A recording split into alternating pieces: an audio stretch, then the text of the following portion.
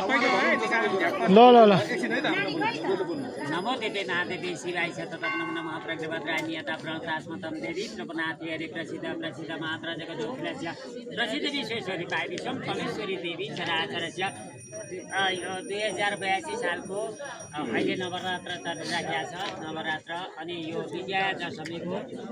सम्पूर्ण यो भिडियो हेर्ने भक्तजनलाई नहेर्ने जति पनि सम्पूर्ण नेपालीहरूमा हार्दिक मङ्गलमय सुस्वास्थ्य दीर्घायुको कामना सहित मङ्गलमय कामना शुभकामना दिन चाहन्छु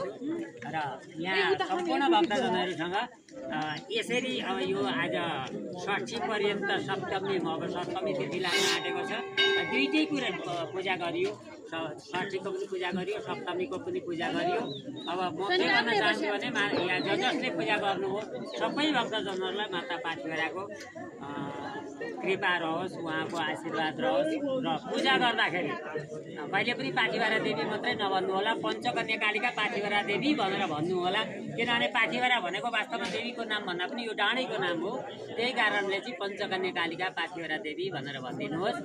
र सबै भक्तजनलाई फेरि पनि धेरै धेरै धेरै शुभकामना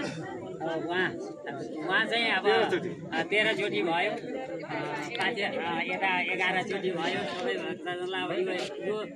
बार आउनु भनेको आफ्नो एउटा भक्ति एउटा आफ्नो कामना पूर्ण भएर आउने हो अनि भगवतीलाई एउटा सद्भाव र प्रेम दिने त हो नि हामीले के दिन सक्छौँ 63 सालदेखि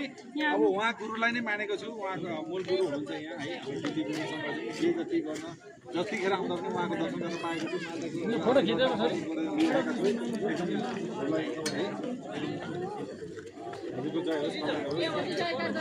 पञ्चकन्या कालिका पाठेघरा माताको